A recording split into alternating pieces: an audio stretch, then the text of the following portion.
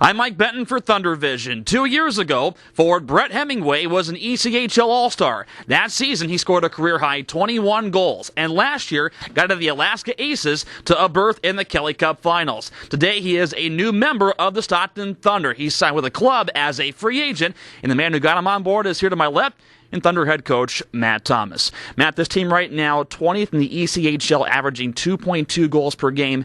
How does getting Hemingway on board help shore up that offensive concern? Well, I think a right shot, first of all, gives us that look. We've got a lot of left shots with James Bates in the American Hockey League. Kelly Chewy been out with an injury for a while. And then obviously Colin Power and Riley Emerson, more of kind of role players and energy, gritty type players. I think we needed to address a right shot, not only for our power play, but just to give us a little bit of more cohesiveness with our top units. And Brett's a guy that played for me before in Fresno, and he's a guy that I know real well. The one thing that he can do is he can put the puck in the back of the net when he gets a look, and I think we're getting some opportunities, and some guys just aren't finding the back of the net. So I think it's going to give us another element up front that can do that, and hopefully he can do it consistently and do it right away.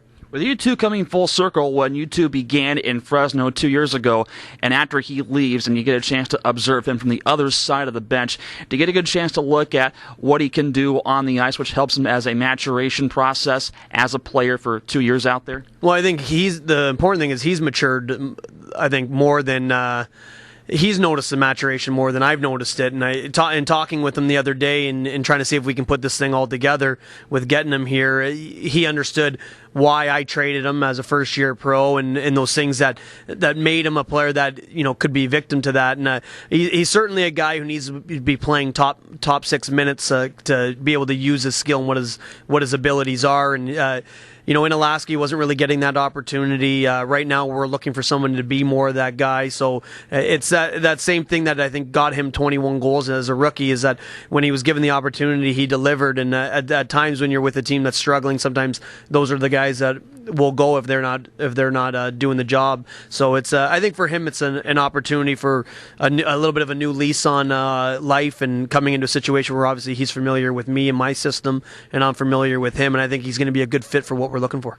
It was well known through published reports that Brett Hemingway was on the trading block with Alaska earlier this season, mostly due to a numbers game, but also some praise was lavished on him by Aces head coach Brent Thompson, calling him a very good player. Do you think he really gives a good indicator right there that how much talent is out there to try to get some instant offense now, put into a hockey team that needs some life?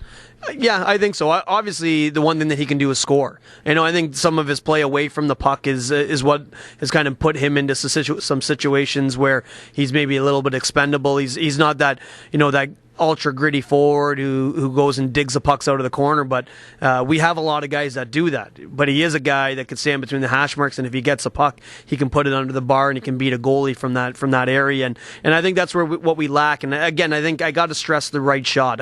Having another right shot guy to give us a backdoor option on our 5-on-3, on our power play, and just to give guys like Oren Eisenman and Chris Dalviz, who are centermen, instead of always having to pass to left shot guys, another right shot guy gives us an option off the rush, and I think we need to improve our game off the rush, and that's where I know he's real good. So it was one of those things in Alaska where we all know that he's good enough to play in our league and excel in our league. It was a numbers game, and like you said, and they got a lot of top end players up there. They got guys like Colin Fraser played in the American Hockey League, and Eric Boganicki's played in the NHL, and those guys just end up pushing out some guys that were in the ECHL before, and he wasn't going to get the top 6 minutes, and that's where he needs to be.